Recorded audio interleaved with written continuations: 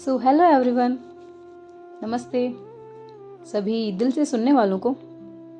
मैं हूँ अंज और आप सुन रहे हैं मेरी कहानी, जो शब्दों से नहीं जज्बातों से लिखी गई है। तो चलिए महसूस करते हैं कहानी के इस हिस्से को। लेकिन सबसे पहले थैंक यू, शुक्रिया, धन्यवाद, दिल से शुक्रिया आप सभी के प्यार और सपोर्ट के लिए, और हर एक लाइक और हर एक उस कमेंट के लिए मैं आप सभी की दिल से शुक्रगुजार हूँ। आज 1K फैमिली क्रॉस हो चुके हैं और ये सिर्फ मेरा नहीं, सबका सेलिब्रेशन है। तो थैंक यू। बस ऐसे ही अपना ये साथ और प्यार बनाए रखिए। बस यही था, बस आप लोगों को शुक्रिया कहना था। चलिए सीधे चलते हैं कहानी के उस अंश पर। अब तक आपने देखा कि वो गोली जो मीरा की गन से निकली है वो सीधी निष्ठा को जा लगती है। वहाँ पुलिस, अर्जुन और बाकी सभी लोग वहाँ पहुँच जाते हैं। पाखी निशी को भागते दौड़ते हुए लेकर हॉस्पिटल पहुँचती है और निशु की ब्लड लॉस काफ़ी हो जाने की वजह से उसे ब्लड की ज़रूरत है। और सब जगह से अरेंज करने के बाद जब ब्लड नहीं मिलता तब पाखी उसे ब्लड डोनेट करती है। तो बस यहीं तक था पिछला भाग। अब बढ़ते हैं हम आगे। पाखी जैसे ही डॉक्टर की बात सुनती है कि उसकी निशु की कंडीशन अभी भी क्रिटिकल है, तो पाखी बिना कुछ कहे वहाँ से चली जाती है और कोई भी उस पर ध्यान नहीं देता, क्योंकि सब लोग डॉक्टर से बात करने में और उनकी बात सुनने में ही बिजी थे। पाखी दौड़ते हुए हॉस्पिटल के उस एरिया में जाती है जहाँ एक छोटा सा मंदिर बना हुआ है, और वो आकर उस मंदिर के सामने गिर से जाती है। और जो आंसू उसकी आंखों में बचे थे वो आंसू अब सारे भगवान के सामने बह जाते हैं। वो खुद पर रोक नहीं पाती और जोर जोर से रोने लगती है और रोते हुए भगवान से कहती हैं, आप हमेशा ऐसा क्यों करते हैं हमारे साथ? जब हम छोटे से थे तब आपने माँ को दूर कर दिया, आपने हमें उनसे छीन लिया, अपना पूरा बचपन बिना प्यार के, बिना माँ के, बिना अपनों के गुजार दिया।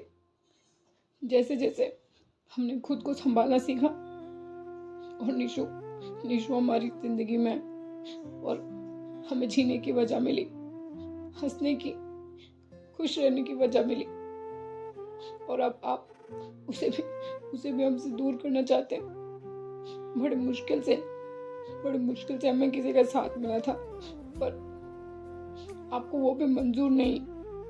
हम बहुत मुश्किल से किसी पर भरोसा करने लगे, किसी को अपना मानने लगे, और फिर से अब वही सब कर रहे। क्यों भगवान, क्यों? इतना सब कुछ करके भी अब खुश नहीं है। आपने माँ को हमसे छीना, हमने आपसे कोई शिकायत नहीं की, हमने आपको कुछ नहीं कहा, लेकिन अब नहीं, अब बहुत हुआ। अगर अब आपने निशु को हमसे छीनने की कोशिश की तो हम आपके दर पर आज के बाद कभी नहीं आएंगे। निशु हमारे लिए हमारी जिंदगी है। अगर उसे कुछ हुआ तो आपके ऊपर से हमारा भरोसा टूट जाएगा। प्लीज भगवान, प्लीज हमारे निशु को ठीक कर दीजिए। उसके बिना हम जी नहीं पाएंगे। अगर उसे कुछ हुआ तो हम मर जाएंगे। प्लीज भगवान, प्लीज। और पाखी जो है वो ये कहकर भगवान के सामने बहुत जोर जोर से रोने लगती है और मंदिर के सामने घंटों अपने आंसू बहाते हैं और निशु को ठीक करने की मिन्नतें करती रही भगवान से। वहीं दूसरी ओर अर्जुन जब काफ़ी देर हो जाने के बाद भी देखते हैं कि पाखी वहाँ नहीं है, वो वहाँ उन्हें नहीं मिलती। तो अर्जुन उसे ढूंढते ढूंढते मंदिर तक पहुँच जाते हैं और पाखी को वहाँ नीचे ज़मीन पर एक लाचार बेहोश बैठा पाते हैं। तो दौड़कर उसके पास आते हैं और उसे अपने सीने से लगा लेते हैं। बेटी की ये हालत अर्जुन से देखी नहीं जाती और अर्जुन की आंखों में भी आंसू आ जाते हैं। अर्जुन पाखी को समझाते हैं कि निशु को कुछ नहीं होगा बेटा, ये है ना, ये सब ठीक करेंगे। और ये भगवान की तरफ इशारा करते हुए कहते हैं अर्जुन पाखी से। पाखी कहती है, नहीं डैड, ये नहीं है, इनका कोई वजूद नहीं है। अगर ये सचमुच होते ना तो अब तक निशु को होश आ चुका होता। डैड, क्यों नहीं आया उसे होश? बोलिए ना डैड, उसे क्यों नहीं आया होश? इतना बोलकर पाखी जो है वो फिर से रोने लगती है और अर्जुन पाखी को गले से लगा लेते हैं, पाखी को शांत करवाते हैं। इधर निशु को ऑपरेशन थिएटर से आईसीयू में शिफ्ट कर दिया गया क्योंकि डॉक्टर ने 48 आवर्स का अल्टीमेटम दिया है।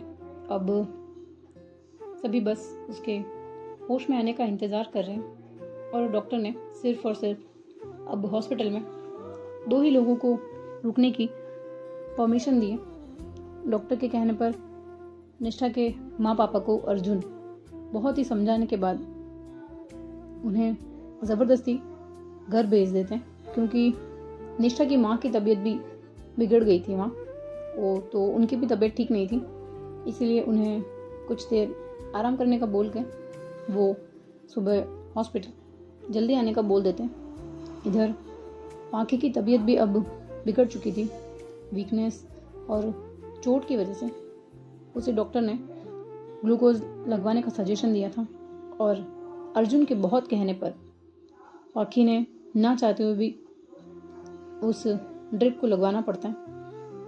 और इन सभी की पूरी रात बस ऐसे ही बीत जाती थी। कोई भी इनमें से सो नहीं पाया था, ना ही पाखी, ना ही अर्जुन और ना ही उधर निष्ठा के माँ पापा, कोई भी नहीं सो पाता इनमें से। पाखी की हालत अब और थोड़ी ज़्यादा ख़राब हो चुकी थी, वो अब बेहोश हो चुकी थी। ब्लड प्रेशर लो होने की वजह से उसकी जब आँख खुलती है तो वो पाती है कि वो कहाँ है और अभी भी काफ़ी वीकनेस की वजह से उसे चक्कर आने लगता है। तो वो अपना सर पकड़कर बैठती है और जैसे जैसे अपने होश में आते वैसे ही उसे याद आता है निशु।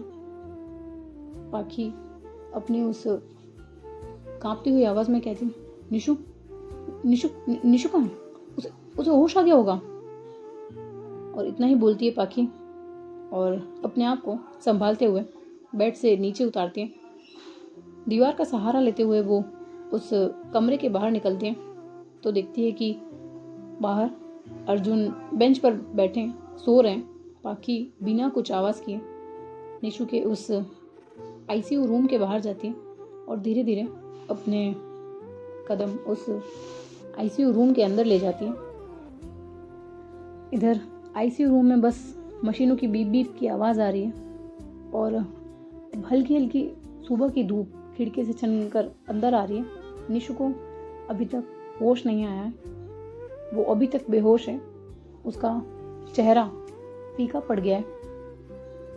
पाखी ये देखकर थोड़ा उदास हो जाती है और धीरे धीरे बेड पर आकर उसके पास बैठ जाती है और फिर धीरे से निशु के हाथ को अपने हाथ में लेती है और अपनी टूटी हुई आवाज़ में कहती है, बस बहुत हो गया निशु, बहुत हो गया, अब उठ जाओ यार और ये सब ख़त्म करो। और पाखी जो है वो निशु की उंगलियों को हल्के से सहलाती है। पाखी फिर से कहती है निशु से, कितना डरा दिया है तुमने हमें, तुम्हें पता भी है। एक पल के लिए जैसे सब कुछ रुक सा गया था। तुम जानती हो ना, हम नहीं रह सकते तुम्हारे बिना। उठ जाओ यार, उठ जाओ निशु, अब कितना सोना है तुम्हें, प्लीज़ निशु, और कितना इंतज़ार करवाओगी। तुम जानती हो ना, ऐसे देखकर हमें बिल्कुल अच्छा नहीं लग रहा है। जान जा रही है हमारी। प्लीज़ हमारे लिए उठ जाओ ना एक बार, बस एक बार अपनी आंखें खोलकर देख तो लो। हमें देख तो लो, हमारी क्या हालत हो गई है। तुम तो हमें ऐसे नहीं देख सकती थी ना। उठ जाओ निशु प्लीज़। ये बोलकर पाखी की आंखों में फिर से आंसू गिरने लेते हैं और पाखी रोते रोते ही कहती है फिर से, निशु तुम्हारी जगह यहाँ नहीं है। अभी अभी हमें कितना घूमना है। मुझे डांटना है तुम, ठीक है तुम डांट लेना, मुझसे लड़ना तुम लड़ लेना, तुम्हारे जो मर्जी हो वो करना, बट प्लीज़ तुम उठ जाओ ना निशु प्लीज़। अब बहुत हो गया। तुम्हारे साथ चलना है हमें। तुम्हारी वो हंसी देखनी है निशु, तुम्हारा वो पाखू कहना। जल्दी से उठो निशु, बस एक बार पाखू कहो ना निशु, कहो ना प्लीज। उठ जाओ निशु। ये कहकर पाखी और ज़ोर ज़ोर से रोने लगती है और अपने माथे पर निशु के हाथों को लगा लेती है। और कुछ मिनट बाद उसे कुछ हल्का सा एहसास होता है, तो अपने सर से निशु के हाथों को हटाकर देखती है तो पाती है कि निशु की उंगलियां अब हल्की हल्की सी हिल रही है। पाखी झट से निशु के चेहरे की तरफ देखती है, उसकी ओर झुकते हुए कहते हैं, निशु निशु निशु निशु सुन पा रही हो ना? प्लीज प्लीज एक बार आंखें खोल, देखो मुझे, देखो प्लीज निशु। निशु की आंखें बहुत बहुत थोड़ी मगर बहुत ही धीरे धीरे खुलती है, कमजोरी से भरी हुई, मगर उनमें वही पुरानी सी मासूमियत है उसकी इन आंखों में। पाखी जल्दी से उसके चेहरे को अपने दोनों हाथों में भर लेती है और उसके फोरहेड पर एक किस करती है। निशु को अब बहुत बहुत धुंधला सा सब कुछ नजर आ रहा है। उसका सर अभी भी उसे भारी लग रहा है। वो अपने सामने पाखी का चेहरा दिखता है, पाती है तो जो पाखी जो है वो बस रोए जा रही है। उसका चेहरा एकदम सूख सा गया है, जैसे वो काफ़ी दिनों से बीमार हो, और उसकी आंखें एकदम लाल सुर्ख। निशु अपनी बहुत ही हल्की सी टूटी टूटी आवाज़ में अपनी पूरी एनर्जी के साथ पाखी को आवाज़ लगाती है, पाखो। पाखी जब ये सुनती है तो उसके दिल ने जैसे 3 दिन बाद चैन की सांस ली हो, जैसे उसे सुकून मिला हो, जैसे उसकी बेचैनी को किसी ने शांत कर दिया हो। वो कब से बस इसी सुकून की तलाश में हो। पाखी निशु के चेहरे को प्यार से अपने हाथों में लेती है और कहती है, कान तरस गए थे हमारे ये सुनने को। ऐसे कोई करता है क्या? तुम बीच में क्यों आई? देखा ना क्या हो गया? क्यों बनना था तुम्हें सुपर वुमन? हाँ बोलो, अब अच्छा लग रहा है ना तुम्हें? निशु अपने बाएं हाथ को धीरे धीरे उठाकर पाखी के आंसू साफ करती है और अपनी बहुत ही स्लो आवाज़ में कहती है, ऐसे ऐसे ऐसे कैसे कुछ होने देते आपको? हमारे होते हुए कुछ नहीं हो सकता था आपको। जब तक हम हैं तब तक आपको कुछ नहीं हो सकता। और आपने ये क्या हाल बना लिया अपना? आपको पता है ना, हमें बिल्कुल नहीं पसंद। पाखी निशु की ये बात सुनती है तो मुस्कुराती है और कहती है, तुम नहीं थी ना हमारा ख्याल रखने को, इसीलिए हमारी ये हालत हो गई है। अब जल्दी से तुम ठीक हो जाओ और हमारा ख्याल रखो। और अगर अब तुमने ये सब किया ना तो हमसे बुरा कोई नहीं होगा। निष्ठू ये सुनकर कुछ नहीं बोली और हल्के से मुस्कुरा देती। तो पाखी फिर से झुक कर उसके फोरहेड पर एक किस कर देती है और प्यार से उसके माथे को सहलाकर बोलती है, तुम रुको, हम डॉक्टर को बुला के लाते हैं। इतना बोलकर पाखी रूम से बाहर चली जाती है और कुछ ही देर में उसके साथ डॉक्टर अर्जुन और अब वहाँ निशु के मम्मी पापा भी आ जाते हैं। निष्ठा के मम्मी पापा उसे होश में देखकर बहुत ही खुश हो जाते हैं और डॉक्टर आकर निष्ठा को चेक करते हैं और कुछ देर चेक कर लेने के बाद सबसे कहते हैं ये अब ठीक है, आप लोग कुछ दिन के बाद इन्हें घर लेकर जा सकते हैं, बाकी इनका अच्छे से ध्यान रखिए, जो भी कमजोरी आई है वो भी ठीक हो जाएगी। और ये बोलकर डॉक्टर जो है वो उस रूम से बाहर चले जाते हैं। उनके बाहर जाने के बाद निष्ठा के माँ पापा उसके पास आकर बैठ जाते हैं और रोते हुए उसे बात करते हैं और कहते हैं, कैसी है हमारी बच्ची, ठीक है ना, दर्द हो रहा होगा ना। निशु बहुत धीरे से बोलते हैं, हाँ पापा आप चिंता मत करिए, हम ठीक हैं, बस हल्का सा दर्द है। निशु की माँ रोते हुए कहते हैं, हम लोग बहुत डर गए थे बेटा, अगर आज पाखी और अर्जुन भाई साहब नहीं होते तो पता नहीं हम लोग क्या करते, कैसे बचाते तुम्हें। जानती हो, जब डॉक्टर ने ब्लड का इंतज़ाम करने कहा तो कहीं मिल नहीं रहा था ब्लड, पर तब पाखी ने तुम्हें ब्लड दिया ताकि तुम्हारी जान बच सके, जबकि उसे खुद बहुत चोट लगी थी। निशु ये सुन अपनी नज़रें पाखी की ओर करती है और उसकी आंखें जो हैं भर जाती हैं और वो बहुत बहुत स्लो वॉइस में पाखी से कहती हैं, thank you Pakhu, thank you uncle.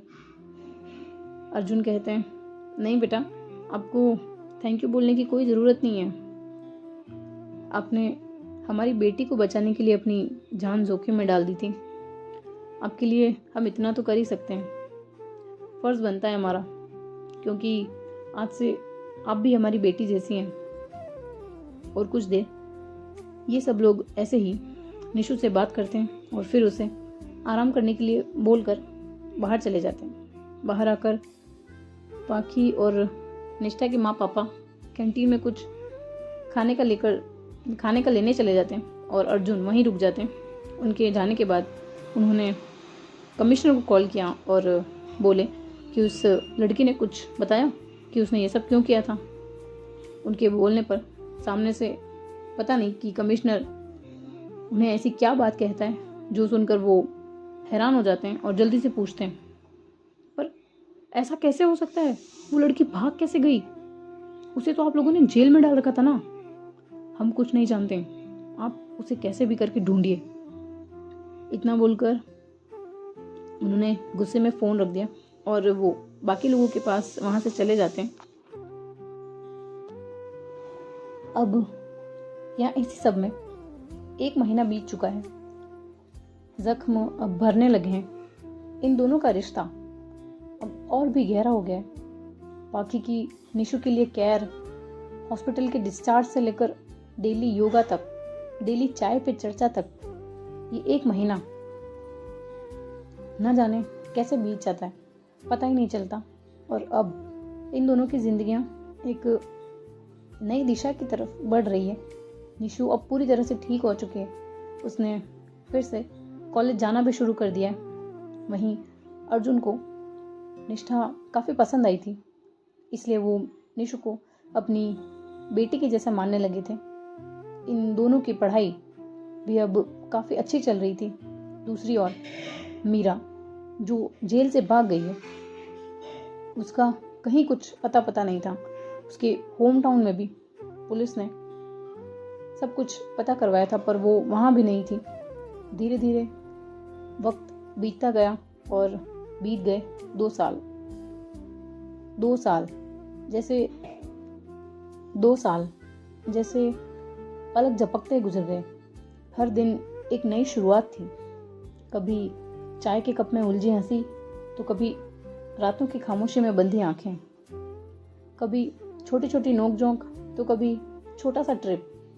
अब इन दोनों के प्यार के बारे में इनके सभी कॉलेज फ्रेंड्स को भी पता चल गया था और वो सभी इनके इस रिश्ते से काफ़ी खुश थे।